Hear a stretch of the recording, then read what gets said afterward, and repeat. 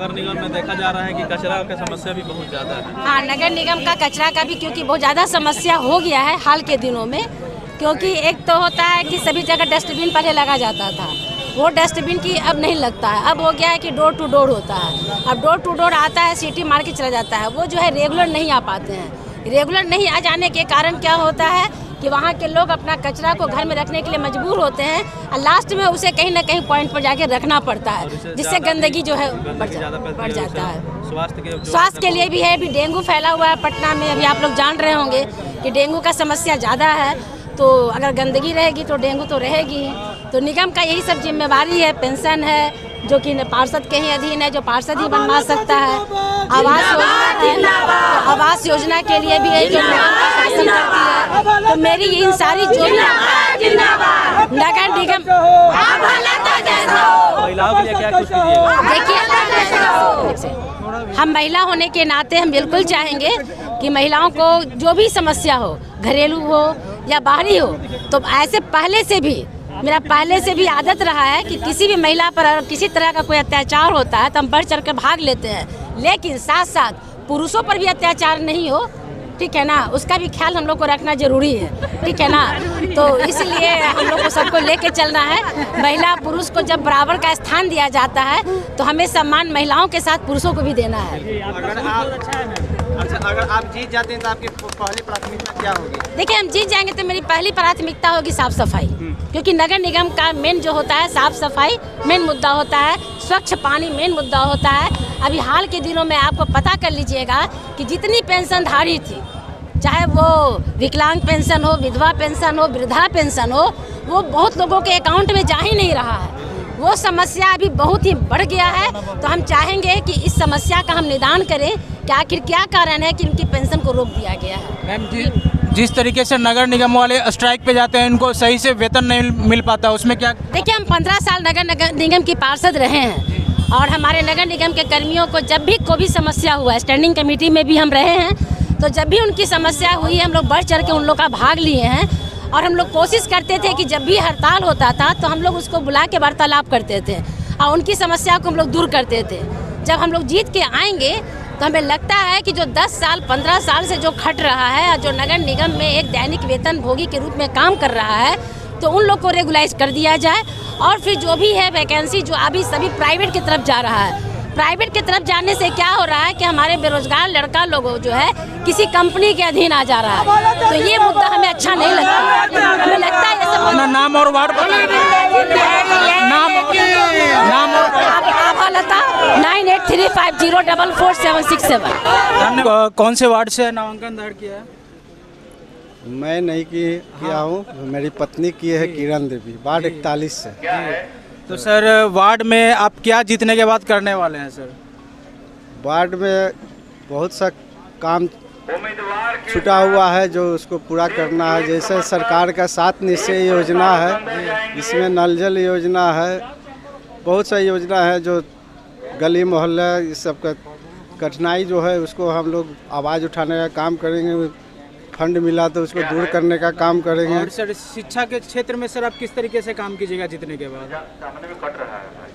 शिक्षा तो समझिए कि मिडिल स्कूल का आता है हमारे वार्ड में, तो उसमें हम लोग चेक करेंगे कि क्या स्थिति है उसका हम लोग।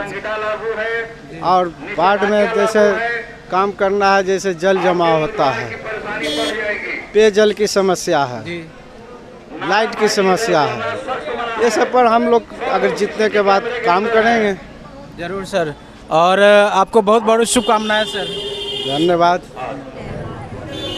अपना वोट देकर किसी को ऐसे बर्बाद ना करे, किसी ऐसे इंसान को दे जो उनके लायक हो, समझे। क्या कुछ सोच के रखी हैं अपनी वार्ड के लिए? वार्ड 66 में तो पहले विकास होगा, इतना बहुत ज़्यादा विकास की ज़रूरत है। वहाँ एक की बात नहीं बोले, यहाँ बहुत विकास की ज़रूरत है। आपको क्या क्या कमी लग रहा है अभी वार्ड में, अपने वार्ड में मैडम? आपको सबसे पहले तो वहाँ जल जमाव इतना होता है कि कुछ कहने का नहीं। अभी हम खुद आ रहे थे नॉमिनेशन के लिए, तो जहाँ जहाँ गली में जा रहे हैं वहाँ से मुड़ के आना पड़ रहा है, गली में इतना पानी भरा हुआ है। जीत के बाद आपका पहला प्राथमिकता होगा जो जल जमा हो रहा है उसको खत्म करना। हाँ जी, वही खत्म। महिलाओं के प्रति कुछ सोच के रखी होगी? महिलाओं को जागरूक करना है। पहले तो अवेयरनेस बहुत कम है हमारे वार्ड में। अवेयरनेस एकदम उनको समझ में नहीं आता क्या करना है, क्या वार्ड पार्षद को क्या उम्मीद है, क्या करना चाहिए, क्या मिलना चाहिए उनसे, उनको कुछ पता नहीं रहता है।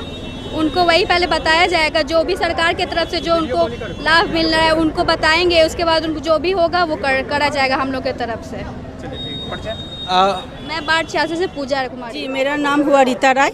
हम वार्ड 42 के कैंडिडेट हैं और 2002 से हम रनर और विनर होते चले आ रहे हैं।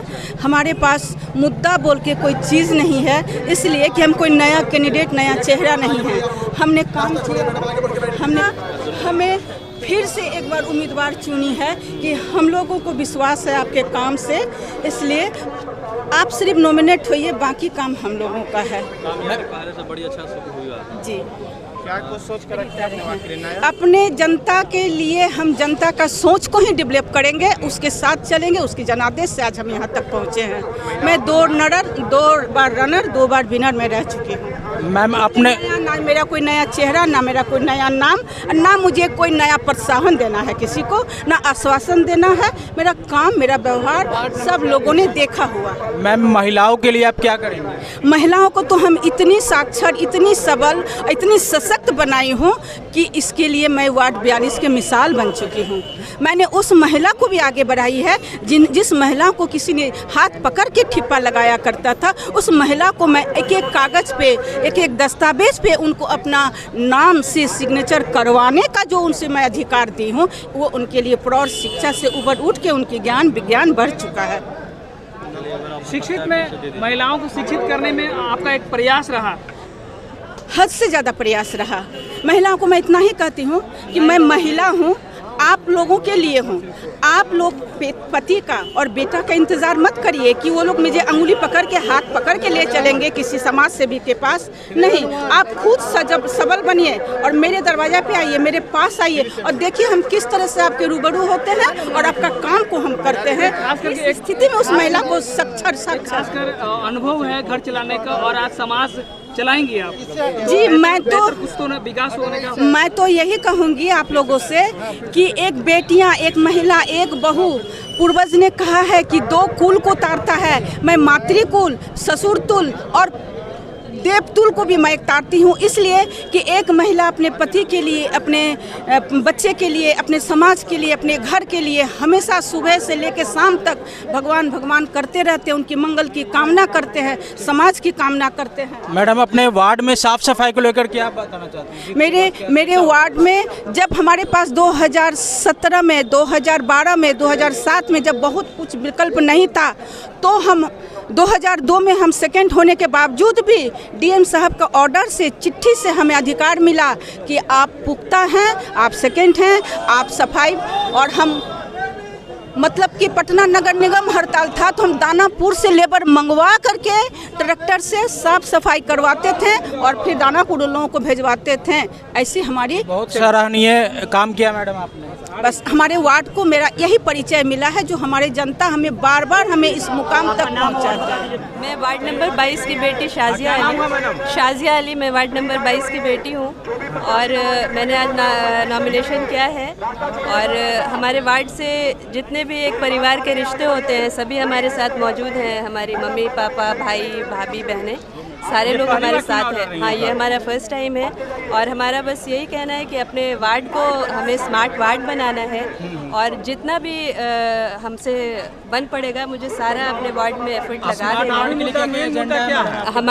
हमारा एजेंडा बस यही है कि मतलब बच्चों के पढ़ाई को लेकर करना है एंड सड़कें हैं और उन सब के ऊपर ज़्यादा कुछ काम करना है। और स्मार्ट का मतलब ही होता है कि सारा कुछ अगर कवर हो जाए तो उसे स्मार्ट कहते हैं। तो हमने वो आपके वार्ड में क्या क्या दिक्कतें आ रही हैं? हमारे वार्ड में अभी तो दिक्कतें बहुत ज़्यादा ही हैं, मगर रोडवेज़ का ज़्यादा है और बच्चों की पढ़ाई है और महिलाएं जो है वो घर का काम करने बहुत दूर दूर जाया करती हैं। तो उनके लिए भी मैंने सोचा है कि कुछ अच्छा ऐसा करना है कि वो अपने वार्ड में ही एक जगह सीमित रह के ही काम कर पाएँ। सबसे अहम मुद्दा क्या है जो उस मुद्दा को लेकर के हमारे वार्ड का मेन ये है कि रोडवेज़ जो है वो बहुत ज़्यादा ही मतलब एकदम ही कुछ भी किया नहीं है कि जो भी है।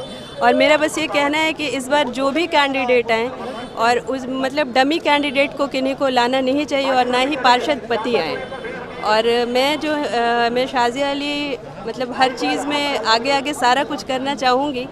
और शिक्षा और रोजगार को लेकर के क्या करेंगे? हाँ, शिक्षा, बच्चों की शिक्षा के लिए तो फर्स्ट प्रायोरिटी है हमारा कि उन लोगों के लिए करना ही करना है। और स्लम एरिया जो है, मैं उन जगह पर भी गई हूँ, तो स्लम एरिया पे सारे पे बच्चों को भी उनके एजुकेशन को लेके करना है।